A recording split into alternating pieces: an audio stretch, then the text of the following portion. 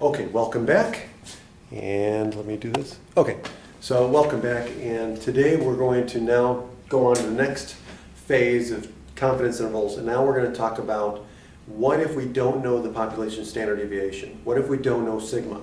Okay, then we cannot do what we've been doing before. So the thing is when we knew sigma, right?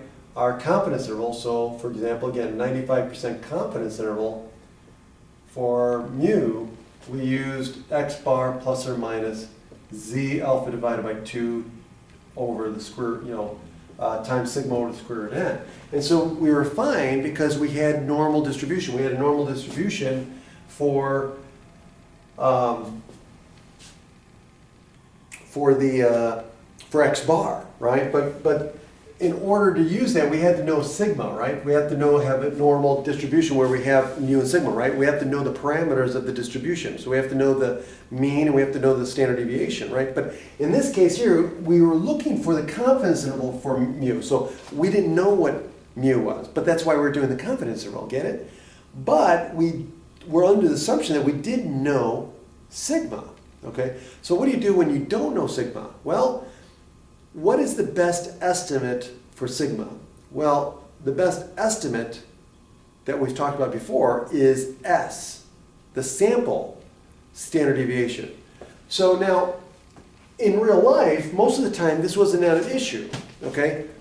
We could just replace sigma with S and we'd be fine because we were using large samples. And most things, especially with statisticians, when you use really large samples, then we can replace S or replace sigma with S and we're fine.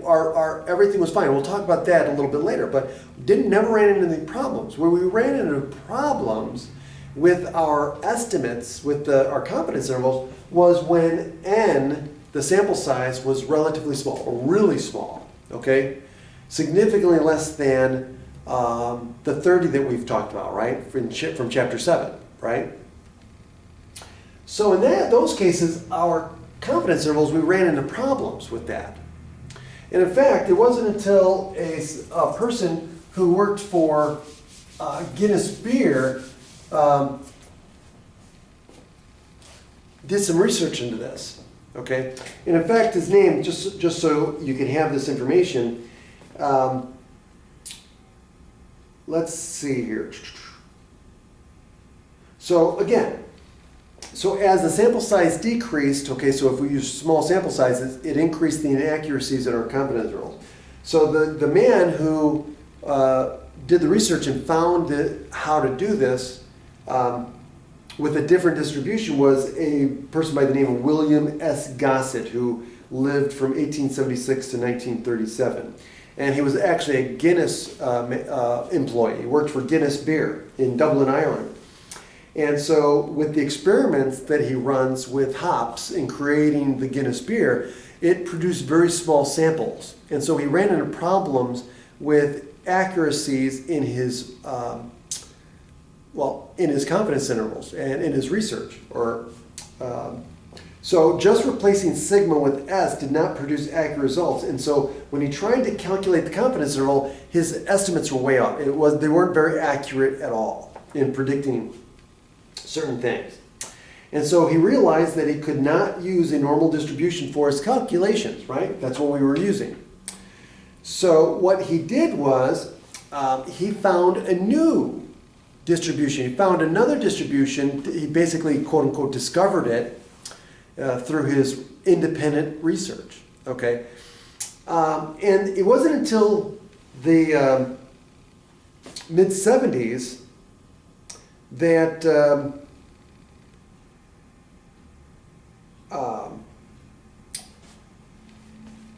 that we started using the normal distribution for larger samples, okay? But going back to what he did was he basically published his results. So this new distribution that he discovered is known as the student's t distribution, the student t.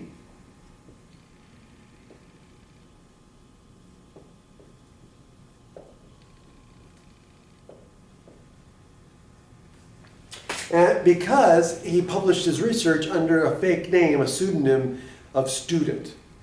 And so that's why this distribution, the t-distribution, is often called the student t-distribution based on his published research. So let's see here. And then it says, up until the mid-1970s, some statisticians used the normal distribution approximation for large sample sizes and only used the student's t-distribution for sample sizes that were less than 30. And it says, with graphing calculators and computers, the practice now is to use the student's t-distribution whenever S is used as an estimate for sigma. Okay, and to be honest with you, that's in the real world, we always use the t-distribution. Okay, even when we're using large sample sizes. In fact, the software that I use, which is SAS, in writing programs and calculating statistics and doing my analyses, it only assumes a t-distribution. So everything's a t-statistic for that part. So it's not a z. Okay, so if we don't know sigma, which is 99.9% of the time when we're out there in the real world as a statistician, we're going to use the t-distribution. Okay, so that's the demarcation we're going to use in this class. Is if we don't know sigma, we're going to use t. If we do know sigma, then we're going to use the normal distribution if x bar is normally distributed. Okay, and again, that goes back to chapter 7 with the central limit theorem, or if we know that the population is normal. Okay, so anyway, so enough of that. Let's talk about the t-distribution. So the t-distribution has a lot of similarities to the normal and some characteristics that are different. Okay, so let's draw out this curve.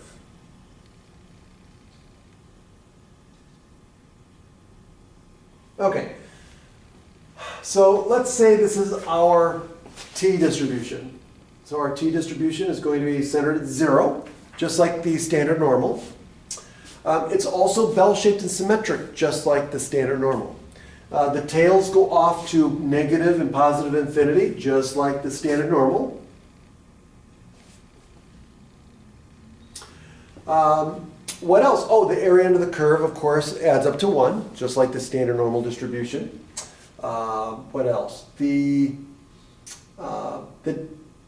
differences, so of course it's unimodal, that's obvious. But a couple of things that are different. One thing is that the standard deviation for the t-distribution is always bigger than 1. Okay, so you're going to have a larger standard deviation with the t-distribution. It's always going to be bigger than 1. The other thing, too, is that the t-distribution represents a family of distributions. So it's a family of distributions. Why? Because it's based on the degrees of freedom. And the degrees of freedom is based on the sample size, which is equal to this formula. So the degrees of freedom is n minus 1, the sample size minus 1. And so the degrees of freedom will change a little bit, it will change the distribution a little bit. It'll still have the characteristics that I just talked about, but the shape of it will slightly change. And so that means that you could have an infinite number of t-distributions depending on the sample size. Okay, so that's one thing that's different. There's not just one t-distribution like there is just one z-distribution. Okay. Now the t-statistic, right? So to calculate a t-score, so let's talk about t-scores. It's very similar to a z-score. Okay. In fact, it's exactly the same except for one difference. So it's going to be the observed value. So we're talking about the distribution x bar again. So we're talking about x bar. Then to calculate the t-score for this case would be the x bar, okay, minus the mean, right, divided by s divided by the square root of n. Okay, and again, this is assuming that we know the population mean, of course, but this would be the calculation for a t statistic, or the t-score. Okay, so again, very similar to the z-score, except we're just replacing sigma with s. Okay, that's it. And then what we could do is, once we have a t-score, we could talk about probabilities on the t-table, right? So we're also going to talk about how do we use this thing called a t-table now, okay? And the t-table can be used to find probabilities, okay? Or we could use the t-table to find critical values, right? So the t-table.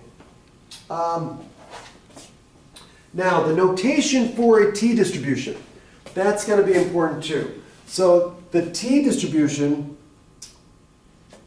so we'll call capital T for the random variable, right? So if we talk about capital Z, that's the random variable for a standard normal distribution, but capital T would represent the random variable for a t-distribution. What we typically do is we say T has a distribution of T with degrees of freedom as a subscript, okay? Or you could also write it as T with parentheses and then the degrees of freedom inside, okay? So I've seen it both ways. So just so you're familiar with the notation. And of course, the critical value for a confidence interval, again, is going to be a T alpha divided by 2. Instead of Z alpha divided by 2, we're going to have T alpha divided by 2. So let's talk about that. Okay, so let's talk about the confidence interval. So let's recall, just from before, we have two pieces of our confidence interval. So now, sigma is unknown. Okay? So let's again use a 95% confidence interval as our example. So a 95% confidence interval for mu. Okay, so our parameter is still mu, right? So we don't know mu, but we want to create a confidence interval to estimate what mu could be. Okay? Or have a range of values. So now, if sigma is unknown, our formula for confidence interval is going to be x bar, so that's still going to be our point estimate, right? Plus or minus our margin of error. And the margin of error part is going to be T alpha divided by 2 times the standard error of the estimate, the standard error of x bar. So the standard error this time is S divided by the square root of n. Okay? So instead of Z, we have T. Instead of sigma, we have S. Okay? So now, again, how do we get this critical value? Okay? Well, one is we could use the t-table. So the t-table is a table where you can use alpha, okay, and the degrees of freedom. So as long as you know alpha, and remember, what is alpha? Alpha is always the area in the tails. Okay? So in this case, if my critical level, or not my critical level, my confidence level, right, is 0.95, then what's alpha? Alpha is the area in the tails. Well, this is the middle area. Remember that. Confidence level always represents the middle area. So if this is the middle area, then the area in the tails that's left over is 0.05. So alpha is equal to 0.05. So alpha in this case is 0.05. So we need to know alpha, and we need to know the degrees of freedom.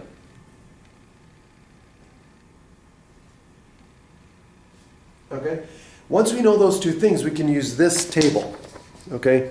So now, if we use this table here, notice that at the top we have alpha. Okay? So this is a different table than the one I have that I use in class, but it'll be sufficient. So notice at the top you have alpha. And alpha could be 0.005, 0.01, 0.025, 0.05, 0.1, 0.25. And those are the alpha levels. Okay? Now, notice that you have two alpha levels. You have one at the top that says one tail, and you have an alpha level at the bottom that says two tails. For confidence intervals, you always use the two tails, okay? So always look for the alpha level that goes with the two tails, okay?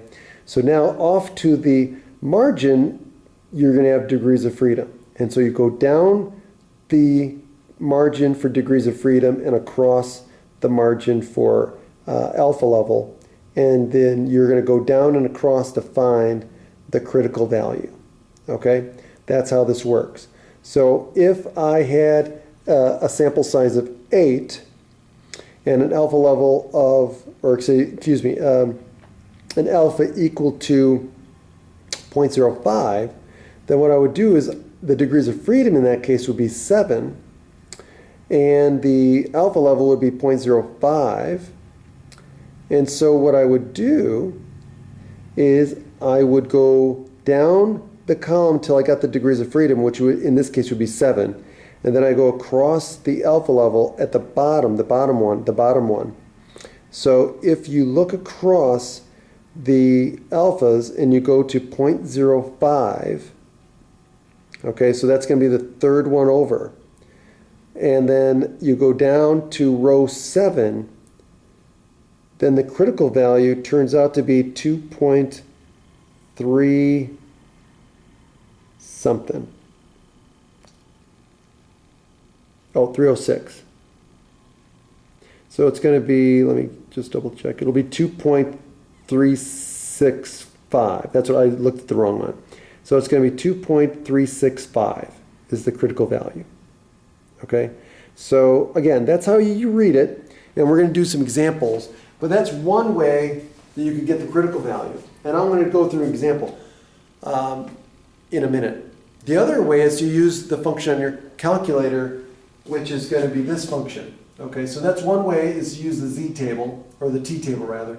The other way is to use inverse t. So inverse t, again, which is located under your distribution menu. So go to second vars, and you're going to get your distribution menu. And so if you go down, I think it's number 4, that's inverse t, you can get it that way too. But remember, just like with inverse norm, you have to put the area to the left first, but in this case, the next thing you put in, you don't put in mean and standard deviation like you do in inverse norm. With inverse t, you're going to put the area to the left, followed by the degrees of freedom. So it's always going to be the area to the left, followed by degrees of freedom. Okay? So those are the two different ways you could get your critical value for the t distribution, and then use the formula for your confidence interval and plug and chug, right? And get your confidence interval that way. That will always work too. The other way to do it is to get your confidence interval using t interval. So t interval, just like z interval, will give you the confidence interval like that. All you have to do is plug in the information. So again, you have to tell the function if you're using statistics or data, and then you just fill in the menu with the information given, and you're done. Okay? So again, we'll do some examples of that right now, actually. So let's look at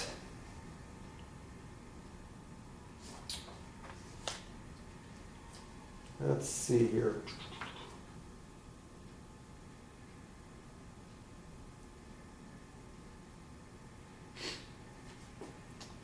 Let's see here. I want to check a good one here.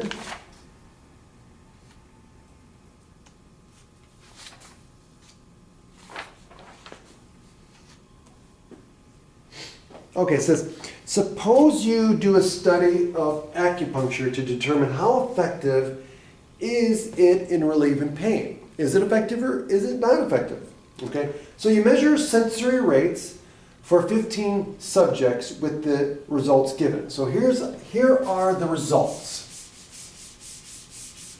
Okay, so here's the data. Okay, so we got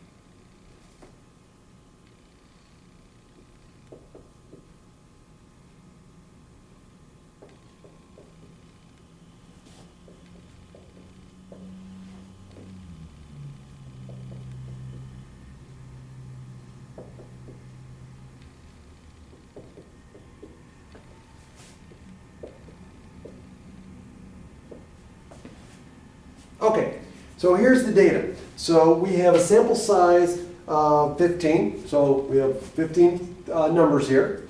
And so here, n equals 15. And now, it says, use the sample data to construct a 95% confidence interval for the mean sensory rate for the population from which you took the data. Now, assume normal. So we're assuming that the distribution of sensory rate, or what is it? Sensory rates, yeah. So the distribution of sensory rates for the population is normal with a mean of mu and a standard deviation sigma. But we don't know either one of those because all they give us is the sample data. So we don't know sigma in this case, okay? Now, what they want is they want a 95% confidence interval for the true, what? The true sensory rate, right? For the population sensory rate. That's what mu represents. So what are we going to use? Well, since we don't know sigma, we're going to use this formula for the confidence interval. We're going to use the t distribution, okay?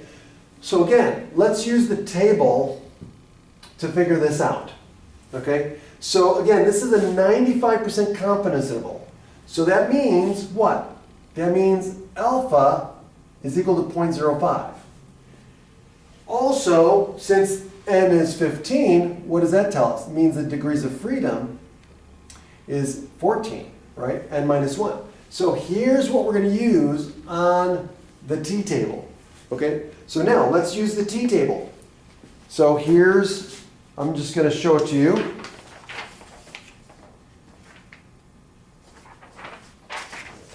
Okay, so here's the t-table. So now, what's the degrees of freedom? The degrees of freedom is 14. So we want to go across this one right here. So we want to go across here. So 15 right there. We want to go across 15. And we want to use 0.05, but we want to use the 0.05 that's right here. Okay, so we want to be in this bottom row right here. Okay, so we want to use 0.05 right there.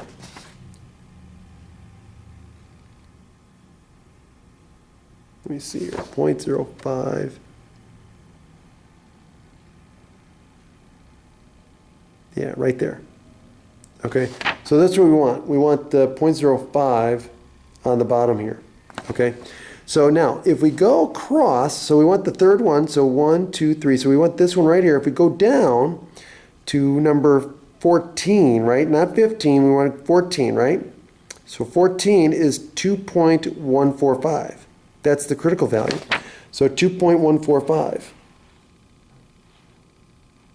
Okay, so that's how we get that. So the critical value is 2.145. And that's from the table. Now, what if we use the calculator? Well, if we use the calculator, we'll go to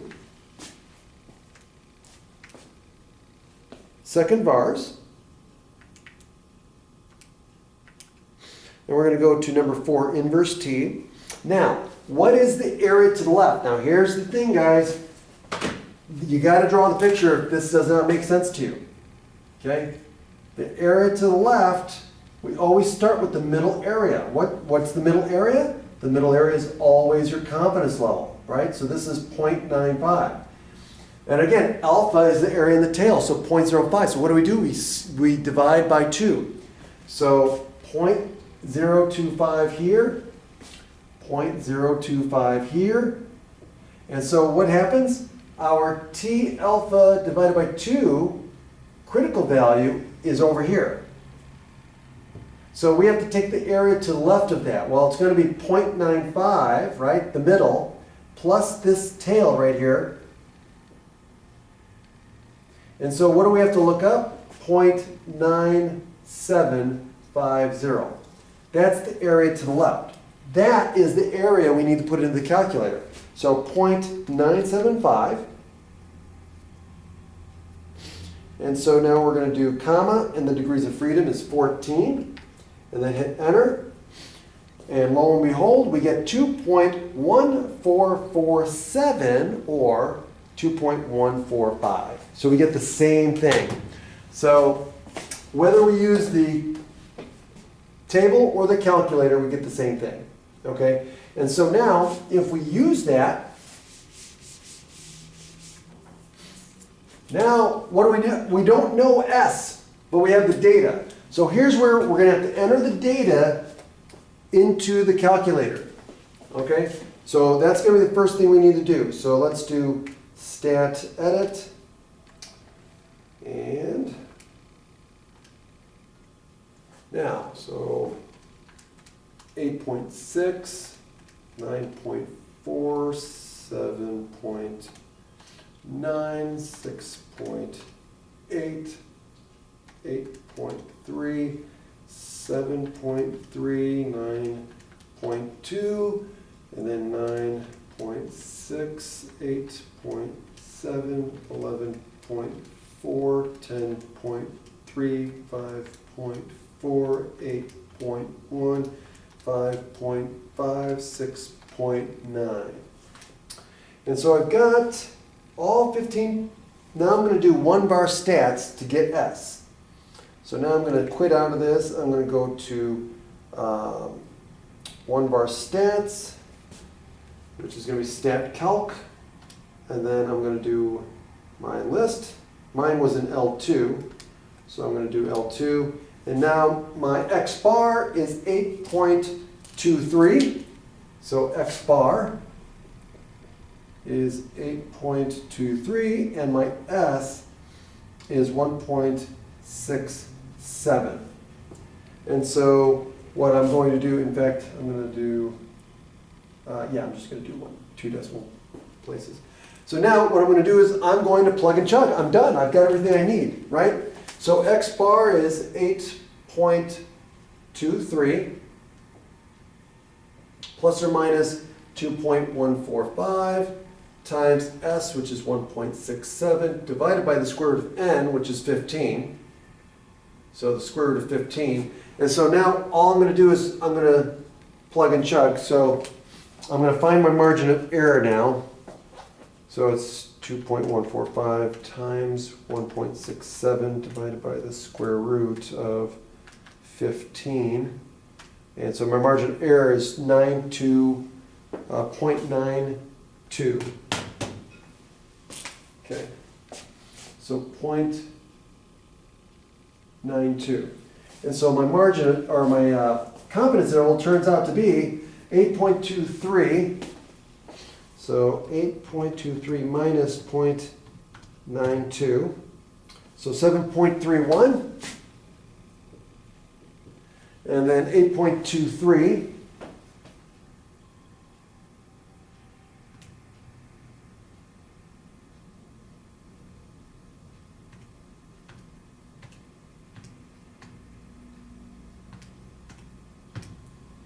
.15. So this is going to be 9.15, and that's my confidence interval. So my confidence interval is this. So I can be 95% confident. So I can be 95% confident that the true, what is it? Sensory rate? Sensory rate, yes. So I can be 95% confident that the true sensory rate for the population is somewhere between 7.31 and 9.15. Okay, and that's the answer. Okay. Now let's use the formula, and I used the table or the calculator to get my critical value, and then it was plug and chug.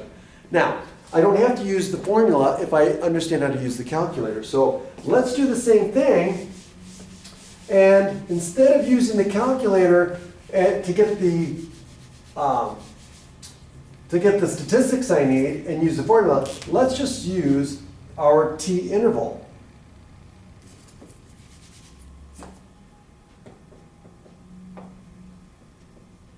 Function, our t interval function. So now, since I already have the data in my calculators, I still have to do that. I still have to enter the data into my list. But once I do, what I'm going to do is I'm going to go to the t interval, which is under the bars, under tests. So the way you get there is you go to stat tests, and you scroll down, and number 7 was the Z interval, number 8 is the T interval. And if you hit enter, again, you're going to choose data or statistics. In this case, they're giving us data, so the input that we're going to use is data. So if we hit enter on data, the first thing you want is your list, so it asks you for where your list is. So go ahead and put your list in there. Mine, again, is list 2, so I'm going to put in list 2. And then frequency, you're never going to touch. Leave that as 1. And then the confidence level, we're going to use 0.95. And that's it. So only thing you have to put into the calculator for this question is the data and your confidence level. That's it. So if you hit calculate, it's going to give you confidence interval of 7.30 and 9.15. So in this case here, it's a little different, right? What did we end up getting? Let me clear out of this. We got 7.31, okay? So again, whether you use the calculator or not, you're still going to get the same answer if you were taking a test, or it's going to be close enough that it's not going to matter. So whether you use the formula or whether you use the calculator, you're going to get pretty much the same answer, okay? So just keep that in mind. Okay, so just make sure you know how to use the t-table or the calculator to get your critical value. You're going to want to know how to get the critical value for a t-interval or z-interval anyway. So you're just going to want to make sure you know how to use the table or the calculator to do that. So it's in this case, for the t-interval, it's inverse t, or you can use the t-table. Okay, so now, let's see here. What else can we do?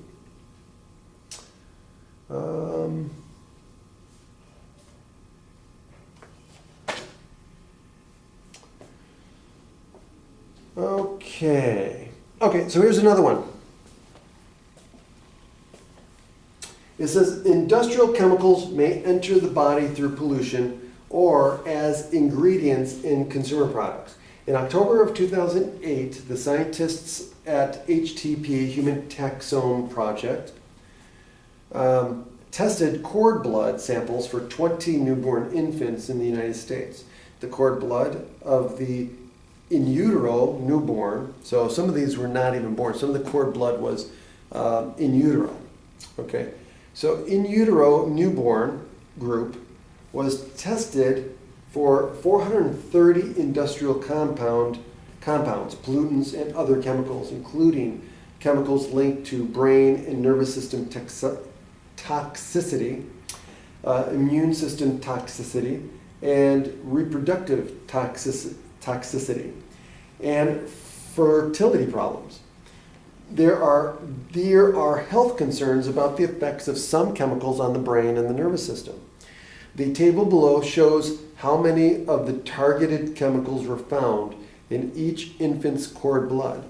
Use this sample data and construct a 90% confidence interval for the mean number of targeted industrial chemicals to be found in an infant's blood. Okay, so again, here's the data.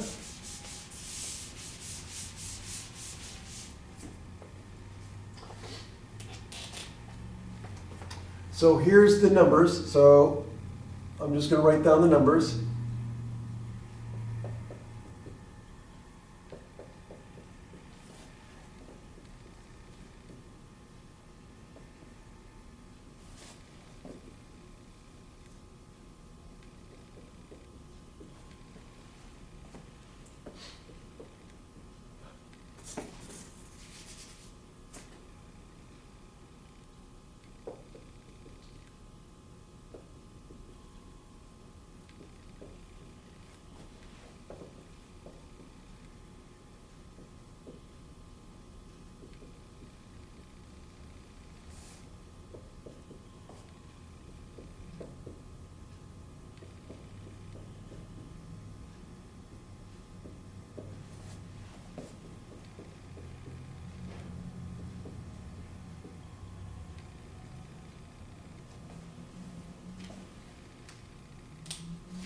Okay, so here's the data. Okay, so now we want to construct a 90% confidence interval for mu, which in this case is the true mean concentration, right? So they want to know what for the mean number of targeted industrial chemicals. So how many industrial compounds did they say there were? 430. So we want, what is the true average number of compounds, targeted compounds that we find, okay, from the list of the 430. So here's the data. And we want to construct a 90% confidence interval for the true number of targeted compounds that are found in cord blood for all newborn infants in this population.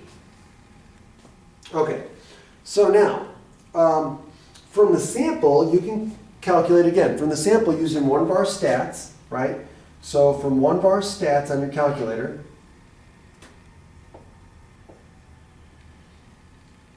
you can get X bar, which is going to be equal to 127.45, S, which is equal to 25.965. Of course, N is 20, that's a given. And then, of course, this gives us the degrees of freedom, right? So the degrees of freedom is going to be equal to N minus 1, which is equal to 19. Okay? So we've got confidence level too. So our confidence level, right, is 0.90, right? So now we can plug and chug. The only thing we don't have, right, so this is going to be X bar plus or minus T alpha divided by 2 times S over the square root of N. Why? Because we don't know sigma. They don't give us sigma. So just be aware that if we don't know sigma, we have to use T. Okay, so now what is the alpha level, or excuse me, what is the critical value for T alpha divided by 2? Okay, so again, we've got to make sure we put in the correct information here. Now, alpha here, what is alpha? Alpha is, remember, 1 minus the confidence level. So again, confidence level is the middle area, alpha is the area in the tails. So it's always going to be what's left over. So it's going to be 0.10, and then half of alpha is 0.05. So we get half of alpha, 0.05 on each tail. Okay? So now, if we're using the critical value, okay, we're going to put in alpha divided by 2 for the critical value. Okay, now, so alpha here, if we use the table, here's our alpha, okay, and here's our degrees of freedom. Okay, so again, if we use the table, we're going to use alpha equal to 0.1 for the 2 tails. Okay, and if we look up 0.05 or 0.1 rather, so remember we're going to go across 0.1 for the 2 tails, not 1 tail, but for 2 tails, and then we're going to go down to 19 degrees of freedom, and for that, the critical value is going to become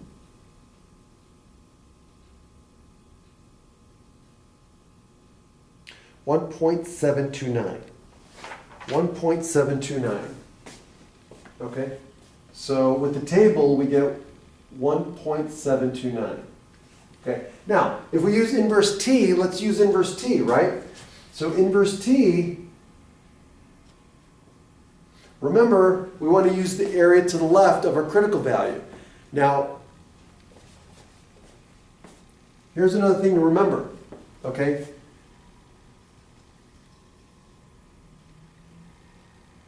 Here's T alpha divided by 2, right? But again, T is symmetric, just like Z. So we can use the negative T alpha over 2 as well. So we could use the area to the left here, right? This is what we were talking about before. The area to the left is the middle plus the tail, which is 0.05 in this case, right? Half of alpha is 0.05. So the area to the left here is 0.95. So we could put 0.95 into the calculator, okay? So if we put 0.95 as the area to the left, then the degrees of freedom is 19, right? And if we do that, we're going to get the same thing, 1.729. Now, I could also put in 0.5, and what that'll do, it'll give you the negative value. So if you put the area to the left here as 0.5, it'll give you the same value, but negative. So it's okay to put 0.05 in here instead of 0.95, as long as you realize you have to use the positive value, okay? Because that's what goes here, okay? But again, that's an option for you to use. There's more than one way to skin a cat in this case, okay? So, but the main thing is just making sure you put in the correct area. If you put the area to the left as 0.95, you'll get the critical value you need, okay? But you could also put in 0.05 and realize that it's going to give you the negative value, and then you just make it positive. So again, I would, again, whatever's more comfortable to you, okay? So, with that being said, now we can plug and chug, and we can get our confidence interval. So we just plug in our x bar, our s, our n, and now our critical value, and we plug it into this formula, and we'll get the confidence interval. And the confidence interval that we'll get is this. It's going to be 117.4 and 137.9, or no, excuse me, 0.5. So this is going to be the 90% confidence interval for the true average number of targeted compounds that we find in the cord blood. So it's going to be somewhere between 117.4 and 137.5. Okay, and that's what the confidence interval means. Okay. Okay, now we could also use the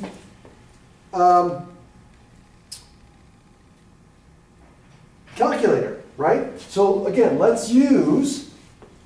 Okay.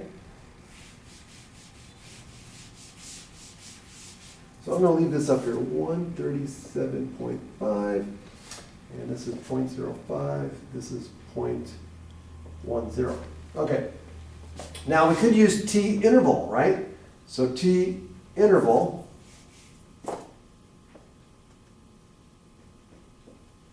and so again, in this case we're going to use data. We're going to use the data input. Okay? So we plug it, go to the calculator, and we go to we're going to go to stat tests, go to number 8, and we're going to choose data again, because that's what they give us. And if we stick the data into our calculator, so that's what I'm going to do now. So let me quit out of this. I'm going to go to edit, stat edit. So we're going to enter the data in first. And so the data is 79, 145, 147, 160, 116, 100, 159, 151, 156, 126, 137, 83, 156, 94, 121, 144, 123, 114, 139, 99. And so that is all 20. So now I'm going to quit out of that now. Now I'm going to go to the stat tests, go down to number 8, and I'm going to hit data, and I'm going to put in L3. That's where I put my data, so I'm going to do second 3 for L3. And then I'm going to go down my confidence level, and the confidence level is 0.9 this time, right, 90%. And so now my confidence interval that I get is 117.41 and 137.49. So I get the exact same confidence interval, guys. Okay, 117.4 and 137.5. Okay, if you round to one decimal place. Okay, so that's awesome. So now I get the same confidence interval.